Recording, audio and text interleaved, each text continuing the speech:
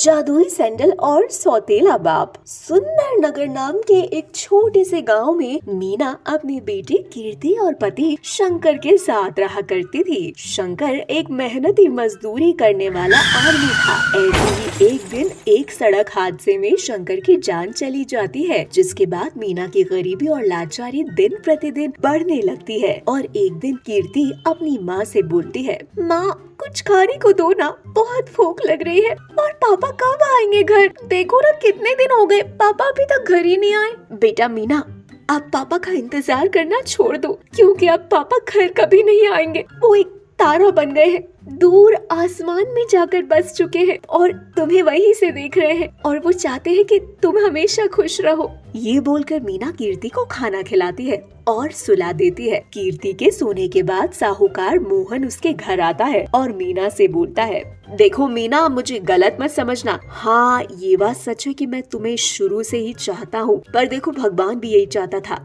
इसीलिए तुमसे तुम्हारा सुहाग छीन लिया। मैं चाहता हूँ कि कीर्ति को उसके बाप का नाम मिले, इसीलिए तुम मुझसे शादी कर लो। तुम मुझसे शादी कर लोगी तो मैं कीर्ति का बहुत अच्छे से ख्याल रखूंगा और तुम्हारा भी, किसी चीज की कोई कमी नहीं होने दूंगा। पर मुझे तुमसे कोई शादी नहीं करनी है, इसीलिए तुम यहाँ से चले जाओ। ये बोलकर मीना मोहन को अपने घर से निकालने लगती है। तभी कुछ गाँव वाले मीना को मोहन के साथ देख लेते हैं और मीना के ऊपर लालछन लगाते हैं, जिसके चलते मीना को ना चाहते हुए भी मोहन से शादी करनी पड़ती है। शादी करने के बाद मोहन मीना का बहुत अच्छे से ख्याल रखता है, पर अपनी सौतेली बेटी से नफरत करता है और उसको हमेशा तंग किया करता। देखते ही देखते कुछ ही दिनों में मोहन और मीना की एक और संतान होती है, जिसका नाम वो दोनों रूपा रखते हैं। रूपा मोहन की लाडली बेटी थी, तो वो कीर्ति मोहन की आंखों में खटकती, क्योंकि कीर्ति मोहन की सौतेली बेटी थी। अब समय बीतता जाता है और उसकी दोनों बेटियां बड़ी हो जाती हैं। जहाँ कीर्ति संस्कारी और सर्वगुण संपन्न लड़की थी, तो वहीं रूपा एक बदतमीज किस्म की लड़की थी, जो किसी की कदर नहीं किया करती थी। ऐसे ही एक दिन कॉलेज से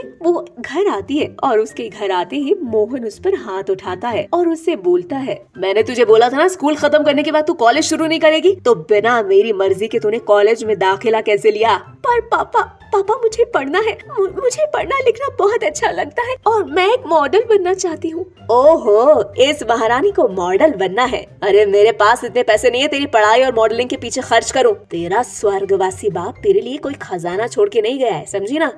जिसे चलने का ढंग नहीं, वो करेंगी मॉडलिंग। मीना अपनी बेटी कीर्ति के साथ ऐसी बदसलूकी होता देख अंदर ही अंदर रोती है और अकेले में उससे रोते हुए बोलती है, मुझे माफ कर दे मेरी बच्ची, आज मेरी वजह से तूने अपने सौतेले बाप की जलन को सहना पड़ रहा है। काश कि मैंने उन लोगों के ताने नहीं सुने हुए होते, काश कि मैंने मोहन से शादी ही ना की होती, तो आज मेरी बेटी का हर सपना पूरा होता। नहीं माँ, ऐसा मत बोलो, आपने तो ये सब कुछ मेरे लिए किया था। आपको क्या पता था कि पापा आपके वादे से पलट जाएंगे? अच्छा माँ, मैं बहुत थक गई हूँ, अपने कमरे में जाकर कुछ देर आराम करना चाहती हूँ। ये बोलकर कीर्ति अपने कमरे में चली जाती है और अपने पापा शंकर की फोटो लेकर रोने लगती है और खुद से बोलती है, पापा आप कहाँ चले गए? काश कि आप मेरे साथ होते तो आज मैं अपनी सभी परेशानियों से लड़ लेती। मुझे मॉडलिंग करनी है पापा, मैं सब चीजों की अरेंजमेंट करना चाहती हूँ, सिवाय एक सैंडल के। वो मुझे मेरे सौतेले पापा नहीं देना चाहते। काश कि पापा आप आ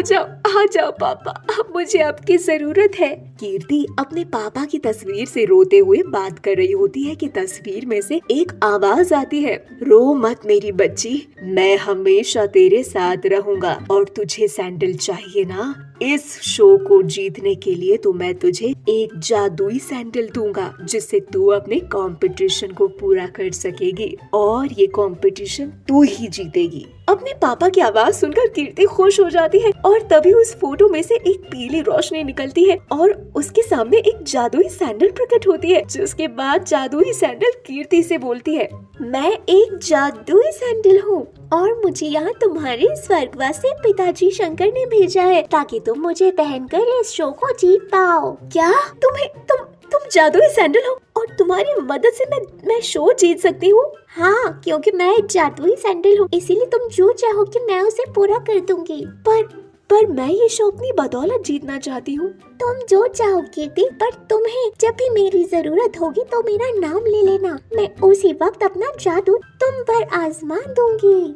तुम बहुत अच्छी हो जादुई सैंडल। और पापा पापा आज आप मेरे साथ ना होकर भी मेरे साथ हो। थैंक यू पापा, थैंक। मुझे थैंक्स मत बोलो, लोगों को खुश करना ही मेरा काम और मकसद है। जिसके बाद कीर्ति उस सैंडल को संभाल कर रख देती है और अगले दिन उस सैंडल को पहनकर अपने कॉलेज जाती है। और उसके सैंडल को देखकर सब उसके सैंडल की खूब तारीफ करते हैं। पर ये सब देखकर रूपा को बिल्कुल अच्छा नहीं लगता। वो अपनी बहन को कंपटीशन से दूर रखने के लिए कीर्ति को रास्ते में कुछ कंचे गिरा देती है, जिस पर पैर रखते ही कीर्ति का पैर मुड़ जाता है और वो चल नहीं पाती। तभी उसे जादुई सैंडल की बात याद आती है और वो जादुई सैंडल का नाम लेकर उससे मदद मांगती है। जिसके बाद जादुई सैंडल अपनी जादू की मदद से कीर्ति का तो पैर ही ठीक कर देती है। जिसके बाद कंपटीशन शुरू होने के बाद कीर्ति इस कंपटीशन में हिस्सा लेती है और प्रतियोगिता खत्म होने के बाद विनर के रूप में कीर्ति का ही नाम लिया जाता है। इस तरह से कीर्ति इस कंपटीशन को जीत जाती है और सब हैरानी से उसे देखते ही रह जाते हैं। और उसके सौतेले बाप और सौतेली बहन की सारी साजिश धरी की धरी रह जाती है और कीर्ति अपने दम पर एक नया मुकाम हासिल करती है और अपनी माँ को लेकर अपने सौतेले बाप से